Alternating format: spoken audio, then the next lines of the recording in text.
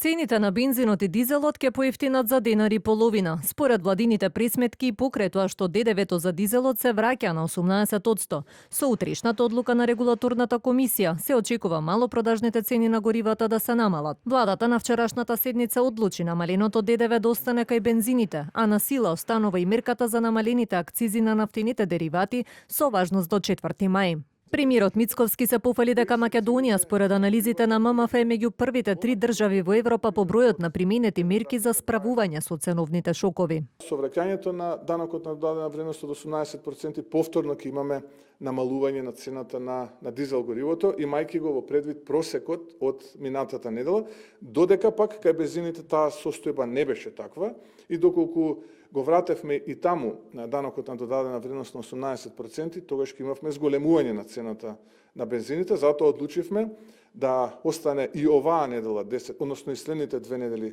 10%, со што би имале повторно намалување на цената на бензините, а како што гледате, ефектите се овие за кои што претходно зборував.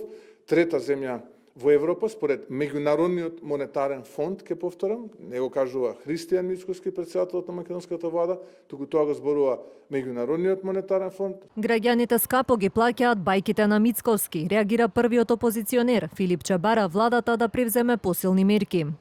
Ние продолжуваме да бараме да се замрзнат цените на производите основни прехранбени, да се интервенира во ДДВ-то, да се донесат посебни мерки за помош на одредени загрозени категории на граѓани, како на социјалните случаи, студенти, пензионери, работници со ниски примања, семејства со повеќе деца, земјоделци, затоа што ние не ветуваме бајки, знаеме како се менаџира криза и затоа нудиме решение.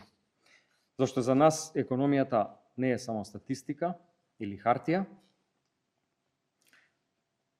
тоа е секојдневниот живот на секој граѓанин на Македонија. Во однос на цените на основните прехранбени производи, владата не донесе мерки. Според Мицковски цените се зголемиле незначително за 0,4% во период од 2 месеци. За разлика од бројките на владата, државната статистика измери речиси 5% инфлација во март во однос на истиот месец лани. Од извештајот на статистика може да се види дека за една година храната и пијалоците поскапеле за 7,5%, а поскапување има кај речиси сите производи и области.